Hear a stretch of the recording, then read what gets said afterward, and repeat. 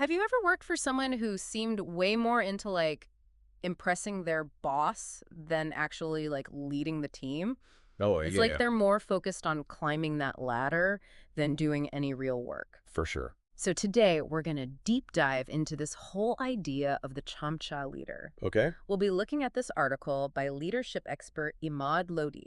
Interesting. He really breaks down this whole phenomenon. Okay. And what I think is even more important, he actually offers some solutions. Oh, cool. So get ready. This is going to be pretty interesting. Sounds good. So before we get too far, let's define exactly what a Chamcha leader is. Yeah. Lodi uses this really vivid analogy. Okay. It's spoon.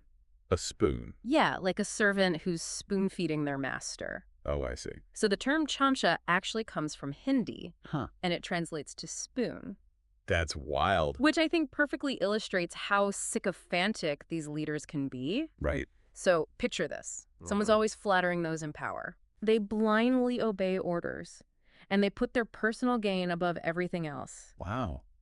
That is like the essence of a Chamcha leader. It's almost like they lack a spine. Totally. And a real leader should be inspiring, right? Exactly. They should motivate and guide their team towards a shared vision, Yeah, even if it means making those tough calls that maybe not everyone's going to like. for sure. But Chamcha leaders, they just want to protect themselves and get ahead. Yeah. And they often do that at the expense of, the people they're supposed to be leading. I think we've all seen this play out, right? Oh, definitely. Like, think about that manager who took credit for your team's success. Yeah. Or that colleague who totally threw you under the bus. to save their own skin. Yep. It's disheartening. Yeah, it is. But it makes you wonder, how do these Chamcha leaders even develop in the first place? That's a good question. What creates the environment for this to even exist? I'm curious too. Well, Lodi points to 4 main factors. Okay, let's hear them. And you know what? They're all pretty relatable. Okay. First one, centralized power structures. Okay. Think about those organizations where all the decisions come from the top. Yeah. There's no room for input from people who are actually doing the work. Right. It makes people feel like they just have to play the game. Just to survive. Exactly. Even if they don't agree with it. That makes sense. And then there's often a lack of accountability, too. Still true. That's the second factor. Okay. So when those in power don't face any consequences, Whoa. or, when bad behavior is just swept under the rug, Which happens a lot. it creates this breeding ground for Chamcha leadership to flourish. So it almost becomes like the norm. Exactly. You know that saying, the fish rots from the head down? Oh, yeah. So if the leaders at the top are acting this way, it sends this message. That this is how you succeed. Exactly. Makes you wonder about the third factor. Well, it all comes down to the allure of those quick rewards. Okay. I mean, let's Yeah. be honest, we all love shortcuts and those easy wins. True. But when leaders always choose like the short-term personal gain Yeah. over the long-term well-being of their team Yes. or the organization as a whole, Right. it sets a dangerous precedent. It really does. Doesn't it feel like a betrayal of trust almost? It does. If the people you're supposed to look up to are more focused on saving themselves Yeah. than actually doing what's right, Right. how can you believe anything they say? You can't. And that brings us to Lodi's 4th and final factor, I'm listening. the normalization of sycophancy. Oh, that's a good one. This is where things get really tricky. How so? It's like this unspoken rule, don't cause trouble, Don't ask too many questions. just go with the flow. Whatever the boss says. Exactly. And you'll be fine. And it's that silence, that fear of speaking up, Right. that allows Chamcha leadership to just take over. It's true. It creates this environment where being genuine and having integrity, Yeah. those are seen as weaknesses. Not strength. And unfortunately, the consequences of this kind of leadership, Yeah. they reach far beyond just, individual discomfort. It So- affects everything. Like what? Team morale, productivity, even organizational growth Wow. and innovation. That's a lot. It's a lot to unpack, but before we get into those consequences, I think we should pause for a moment Okay. because realizing these patterns, Yeah. it can be uncomfortable. It can. It might even force us to look at our own experiences and the choices we've made. That's a good point. And it's not always easy to do that, No, it's not. especially when it comes to leadership. But being aware is the first step towards change. That's true. Let's take a second to gather our thoughts. Sounds good. And when we come back, we'll explore the real cost of Chamcha leadership. Okay. And more importantly, what we can do to combat it. I'm ready. So we spent some time unpacking what a Chamcha leader is and how this whole style of leadership can really pop up anywhere. Yeah, for sure. But now let's get into the serious consequences. Okay. You know what happens when this type of leadership takes over? It can't be good. Lodi definitely doesn't hold back. Oh, really? And I think it's important to really get the true cost of letting Chamcha leadership just fester. So it's more than just like being frustrated with your boss. Oh, yeah, We're talking about like real harm for sure. to people, teams, the whole organization. Lodi lays out 3 major consequences in his article. Okay. And the first one really resonated with me. Loss of trust. That's huge. When a leader is more focused on pleasing their boss than their team, Yeah. it creates this disconnect. Like a broken link in the chain. Totally. The whole foundation of the relationship just crumbles. Because trust is essential. Right. It's the bedrock of any good relationship. Totally. Whether it's a leader and their team, Yeah, a company and its customers, or even a government and its citizens. it's true.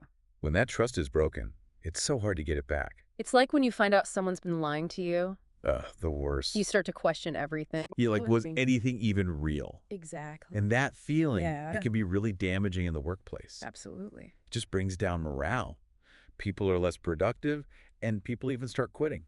Yeah, people don't want to work in a place where they feel like they can't trust their leaders. It makes sense. It's like a self-fulfilling prophecy almost. Oh, so. The more a Chamcha leader focuses on themselves, Uh-huh. the more trust erodes. Right.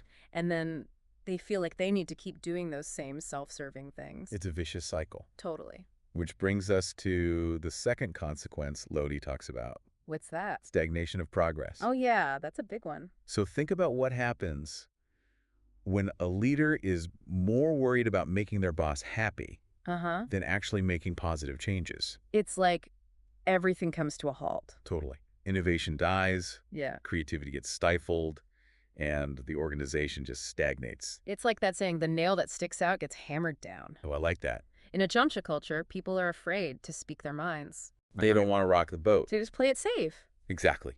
They just go along with whatever the leader wants. even if it's not the best thing for the team or the organization. So everyone's just going through the motions. Just trying to get by. There's no real passion, no drive, no purpose. It's bleak. And I think this is where Lodi's third consequence comes in, Okay. the perpetuation of inequality. Oh, wow.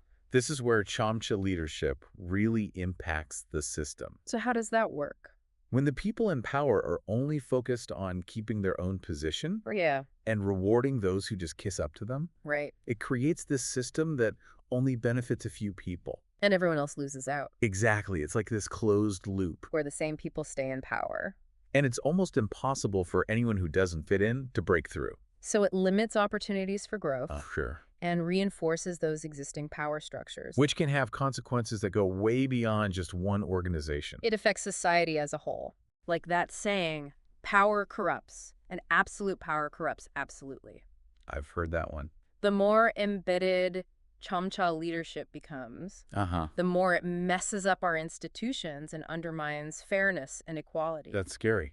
It is. So we can't just sit back and accept this as the norm.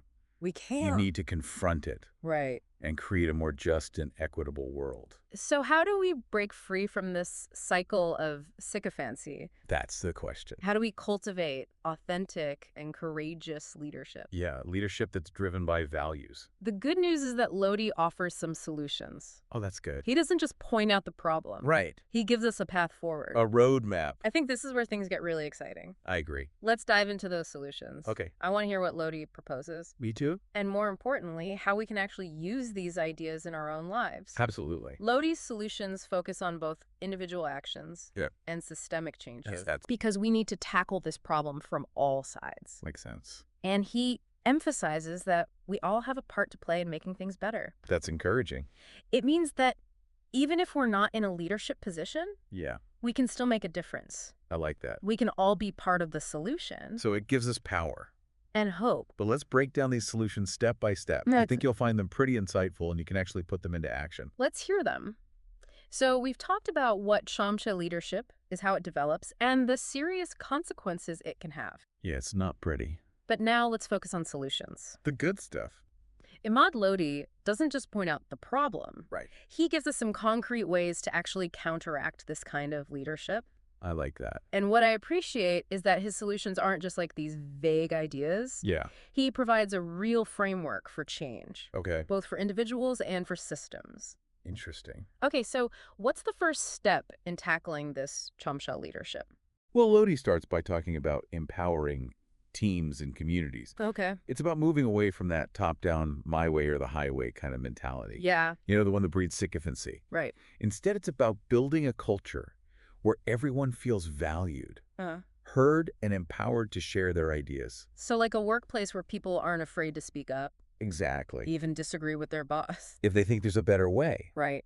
It's about creating that psychological safety I see. where people can take risks, Right. be creative, and push boundaries. Without getting punished for it. Yeah. But even in that kind of environment, it still takes guts to speak up. Absolutely. Mm-hmm. That's where Lodi's second solution comes in. What's that? Encouraging courageous leadership. Okay. It's not enough to just make space for different opinions. Right. People need to have the courage to actually use their voices. It makes me think of those whistleblowers or activists. People who stand up against what's wrong. Even when it's risky. Even when it could hurt them. Yeah, that takes real courage. And, it doesn't have to be some big grand gesture. Right. Courageous leadership can be those small everyday actions, too. Like what? Speaking up in a meeting when you see a bad decision being made. Okay. Or refusing to gossip. Yeah. It's about setting a different example. One that prioritizes integrity And respect. over blind obedience and just looking out for yourself. Which I think connects to Lodi's third solution. What's that? Promoting values-driven leadership. So it's more than just having a mission statement. Right. It's about actually living those values. Yeah, it's about making them part of everything the organization does. So you're not just saying you value integrity. Uh-huh. You're showing it. In your actions, in your decisions, in how you treat others. It's walking the walk. Not just talking the talk. And being a role model for others. And it means holding leaders accountable. When they don't live up to those values. Yeah. But how do we actually do that? It's tough. Especially with those who are really in power.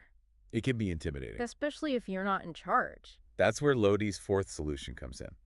Okay, tell me more. Implementing systemic change. Okay. He says individual actions are important, Uh-huh. but they're not enough. Right. We need to address the root causes of this Chamcha leadership. Yeah. By changing the systems that allow it to happen in the first place. So looking at those power structures. The decision-making process. The award system. Even the cultural norms. That might be unintentionally encouraging this behavior. It's about asking tough questions. Like what? Like who really holds the power? Okay. How are decisions made? What actions are rewarded? And which ones are punished? Are we actually living by the values we say we have?